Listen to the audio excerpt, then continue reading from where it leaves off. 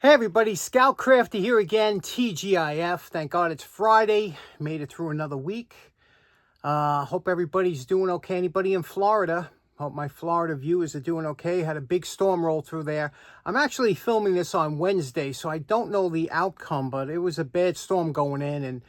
And you know, I had plans on going tomorrow to Zagray Farm Museum, but I don't know if it's going to rain. You know, it's like a 2.5 hour trip for me to get there. And if it's going to rain, you know, usually I bypass the show because, you know, I do got a couple shows coming up this month. So hopefully it won't rain. If it don't rain, I'll be there.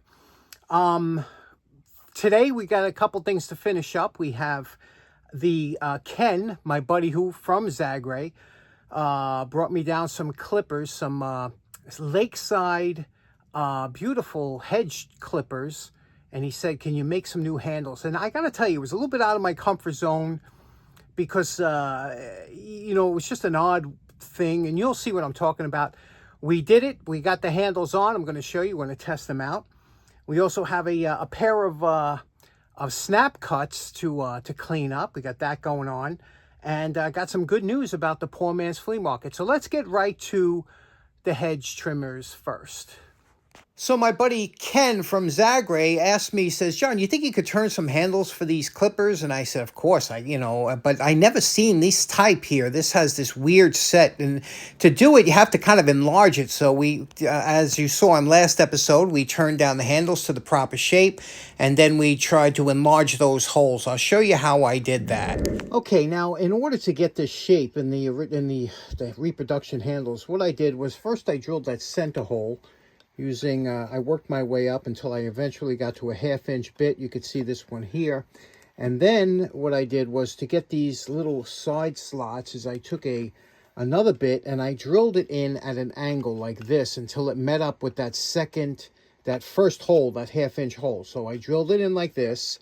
And when I drilled it in, after it was drilled in, what I did was, as the drill was spinning, I just stood it up and I gave myself that profile in the other handles. But okay, now we have 1 coat of gunstock stain and 2 coats of amber shellac. Beautiful color. Everything came out just lovely on these handles. Now I even thread locked using Loctite, and also shellacked over the nuts over here so they can't come out. You see they're flush on there, and everything is tight. Now what I did was, remember, there was that little bit of a gap here because you had to drill that hole. So what I did was I mixed up a slurry of sawdust and yellow glue and the carpenter's glue, waterproof glue, and I just shoved it down there using a ice cream stick until I filled up this entire cavity around. I mean, this is not coming off. Ken, if you got to take this off again, you're going to have to take it off with a hatchet. Now, next up, even though these blades are sharp, I want to show you how we address them. Now, whenever you're going to sharpen a blade or anything, you always have to look at the original grind. And what the grind means is how this was factory sharpened. Now, you could see here, it's a thick piece of steel. You see, thick piece of steel. It comes down. There's an initial bevel, which is right here. And then there's a smaller bevel. So it's a double bevel. So here's flat, first bevel, second bevel. You see that? Now, all you want to do is you want to trim up this bevel here. You do not want to do anything on this side. This is you don't touch this, okay? Consider this flat, even though it's not flat. If you look closely, you could see, let me get that down there. You could see there's a little belly here, a little concave. And that's so that the blades don't scrub up against each other. And you could see that when you put there you could see that little belly that we're talking about. Now, so you don't want to touch this. There's a little belly on there. But the only thing is you can clean it. You see here we got some gunk there. We'll clean that off. We'll scrape it with a razor blade to get this, you know, clean. First, we're going to get rid of some of the gunk. Remember I was telling you there's gunk on that blade. And to do that, you're going to do it with a single-edge razor blade. You see how we're just getting rid of that? You see that? That is just going to make it cut so much easier, so much smoother. That's just rust and years of sap and buildup and things like that. And that's what we're doing. We're taking this off. And don't be afraid to use a little scraping action with the with the blade. You know, you're not going to hurt this, but we're just getting rid of all that over there because we want this to be a smooth transition till you can't feel anything with your finger. Okay, now there's no chips or dings or anything on that blade. And what we're going to do is, again, with using the single edge, we're going to just rub this along the bevel, okay? This is like called steeling it because it's already sharp. So there's no sense in sharpening a sharp blade. You know, some people, they want to, you know, grind it down for some reason or other. You remember, every time you take a fraction of an inch off of here, that's less life in the blade. This is sharp. There's no chips, no dings in the blade. It's perfectly fine. All we're doing is scraping off any of the residual gunk that might be on there and also steeling the edge again so it's nice and sharp. I'll show you how sharp this is. Now, when I say it's sharp, here, watch. That's plenty sharp.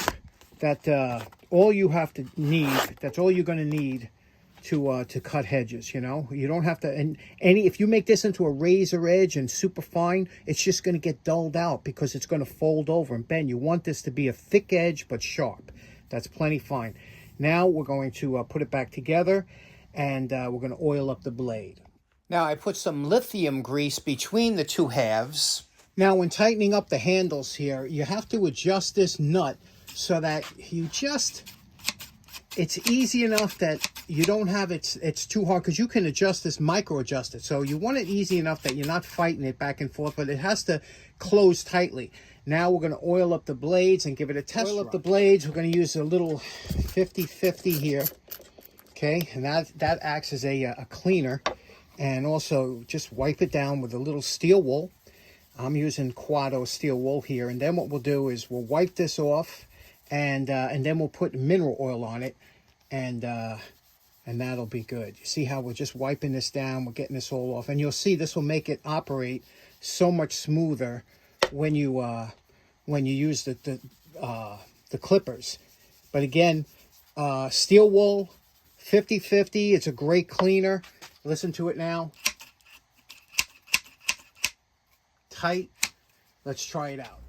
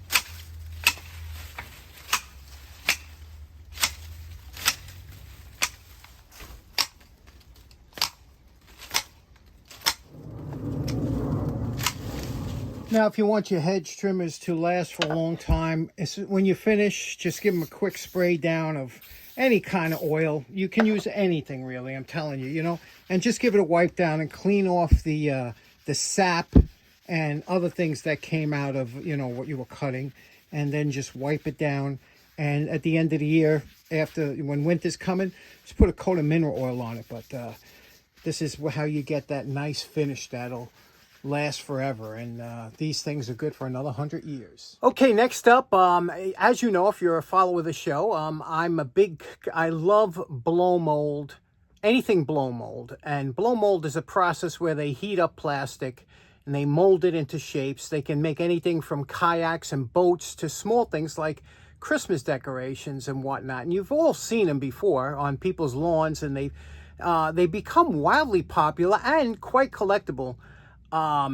Although I see people, they use them for a year or two, and you know, if you're going to move, that's one of the first things to get thrown out, and whatever, people throw them out, and they're not in bad shape. It's not like they stay out all year round. Usually they go out for the couple weeks before the Christmas or whatever the season is, and then they put it away. They made so many different types of blow molds. They made Empire was a big manufacturer of them, but they had so many different types and shapes, and they last practically forever because that plastic they use, it's like a polyethylene, I believe. It's just a very durable plastic, and when you put a small light bulb in, it illuminates the whole thing. It's lovely. I've always liked them. So I have quite a collection over the years of things I picked up, especially things thrown out. I pick them whenever I see them thrown out, or at a flea market if they're cheap enough. But the other day I'm on my poor man's flea market walk, and right around the corner from me, right around the corner, I see, it's recycle night. It's always the best night to go. I see, you know, some boxes. I look, and look at what I found. 2 in the box, in beautiful condition, Empire, choir, the choir boy and the choir girl. And these are very collectible and quite expensive. You never see them for less than $100 a piece, unless you buy them in sets. Then sometimes, but even with shipping and everything, it's so, wow, what a score that was. And they work. So how great is that? I was very happy to find them. Okay, next up, we got a quick cleanup of Seymour Smith & Son clippers, SnapCut number 119. They're real nice. So let's just clean them up real quick and get them back in service. Okay, next up, while we're on the gardening theme, I wanted to knock these out real quick, just do a cleanup on them, because you know I love these and I use them all the time. What this is, it's a Seymour Smith. You can see that Seymour Smith, and this is a SnapCut. You can see here it's a Seymour Smith original, and it's the SnapCut. Now, I've been using these because if you know the channel, my grandmother had a pair of these, and you know, if we were allowed to use them, but we always had to put them back, and we had to be very careful with them. And let's take it apart. You can see the condition this is in. You know, it's, believe it, these do clean up nice. Let's get right to it.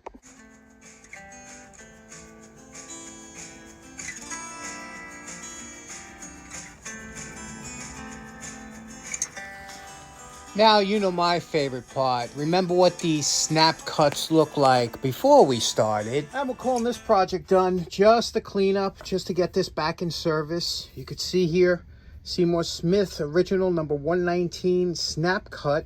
But the pitting, there's nothing you could do to get rid of that pitting once you get under there without grinding it down. And I don't do that to my tool. This is just taken apart, cleaned up.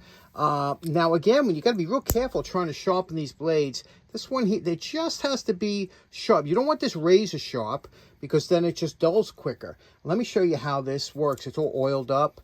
There's a leaf spring in there that you would just drop oil, but nice and smooth, right? Let's give it a shot and see how it works. Now, this is as fresh as it comes. I just went outside and grabbed a piece of a weed tree, but you can see here the joy of using a sharp cutter, especially the anvil type. You know I like. Now, this is, again, this is meant for if you're getting rid of weeds and stuff. This isn't for if you're trying to transplant or gardening. They use a different, they use the side-by-side type. But you could see here how nice this cuts. And you could do this all day long. It's always fun. As a kid, I used to love playing with these things. And if you treat them good, they will last. And you know, look at this is... It's a dream. Never dreamed to work with. So, and then here's the one thing you have to remember. This here, this little piece here, you keep that out like that. And when you're finished, it locks automatically and closes up. When you're using it, you pull this down, flip it up, and then you could use it. So remember that. You know, you just leave it like that. It locks automatically, and it's good to go. Put that in your drawer. You come across one of these, Seymour Smith, number 119. You come across at a flea market. It's a couple dollars, and the blade looks good. Pick it up. Okay, so in closing, we had a little bit of a mosh today all over the place. Special thanks for Ken for today's project. Ken, if I don't see you tomorrow, you got to send me your address, buddy. I'll mail them out to you. So, but that was, again, a fun project because it was out of my comfort zone, forced me to do things that I never tried before, and they came out really good. Very happy with that job. And thanks so much for tuning in. Hope you all have a great weekend. Take care now. Bye-bye.